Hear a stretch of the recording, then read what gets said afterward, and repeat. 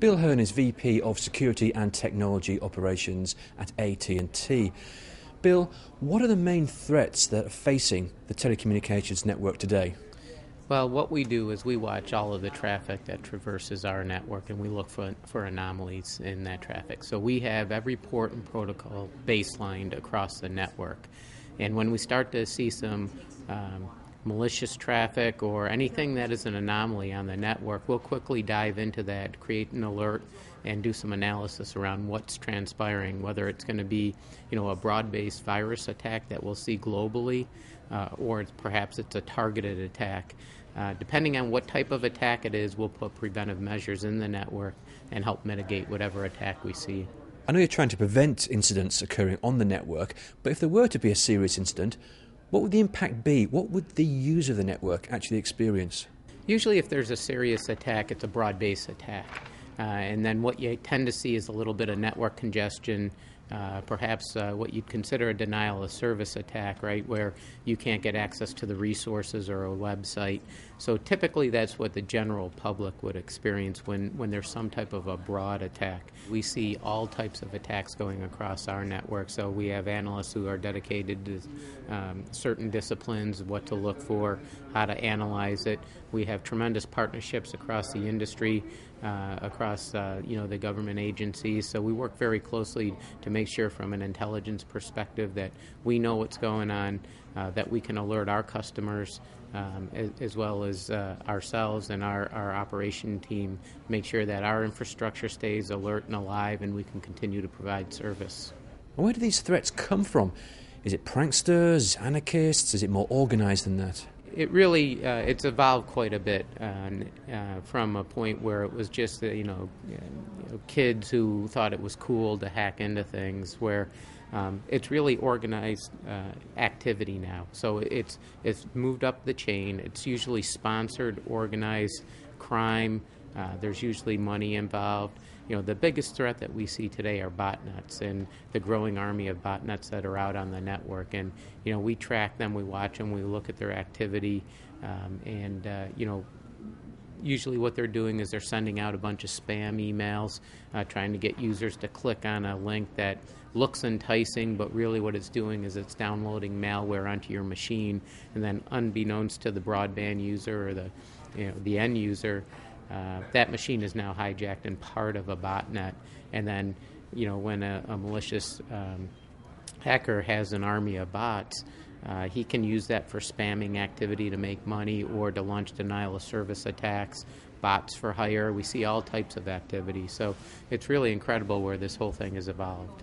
In most cases, it's a broadband user, home user, even in corporations.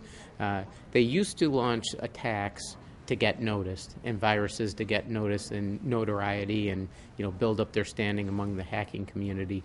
But it's really evolved past that now. They don't want you to know that your computer's infected. They want to maintain your computer as a resource for as long as they can have it to build their army of bots. They'll use your machine to scan for other machines and continue to recruit into the botnet. Can we design future networks that have a lot of this security threat removed, or because we're using so much legacy equipment, is it not going to be possible?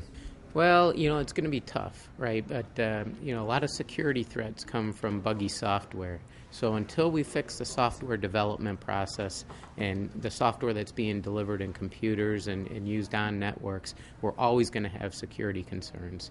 But to the end of where we see the evolution towards mobility and mobile users, the traditional approach of loading heavy antivirus software onto your laptop, that model doesn't fit anymore. We've got lightweight handheld computers now, smartphones, tablets, machine-to-machine communications, IP-enabled smart homes coming. So we need to think differently about this. And the approach that we're taking is, we're marrying up cloud-based computing, cloud storage, leveraging the cloud with secure network connections, VPN connections between the devices. And then at the device level, you need to think application controls, device management, and device security. And you have to do it you have to be smart about how you approach it. Do what makes sense at what stage in the game there, rather than loading it all on the end device. make the network a tool to deliver a cleaner pipe to the end device. A report from the OECD in January indicated that the threat of cyber warfare was exaggerated. Now, do you believe that, or do you think that we have to take cyber terrorism and cyber warfare threats extremely seriously? I think it's something that we've got to be very aware of. I'd encourage that author to take a look at the Stuxnet worm, which was so sophisticated and complex that it targeted nuclear facilities.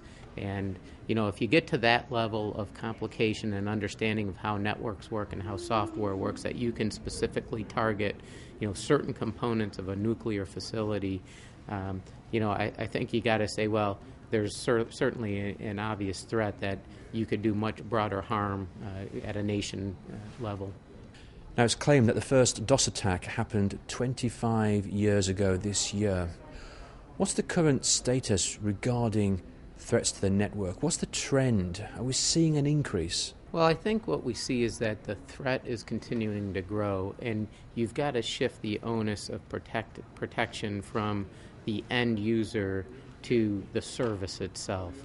For instance, my mom at home, she's got a big, tower computer that she uses at home, and really all she does is go on the internet to get recipes and do her email and maybe surf the web a little bit. But she's got so much computing power with that broadband connection that, should her machine get taken over by one of these bots or a virus, now they're harnessing the power of that computer. But now she's got a tablet and she's got a smartphone. And it's too much for the average user to become a system administrator and try to keep up with the patches and protections you have to load on all these devices, not to mention throwing a gaming device and on and on and on. So I think it's incumbent now upon the service providers to build that security into the network, and that's how we're going to have to really mitigate a lot of these future attacks. Bill O'Hearn, thank you very much.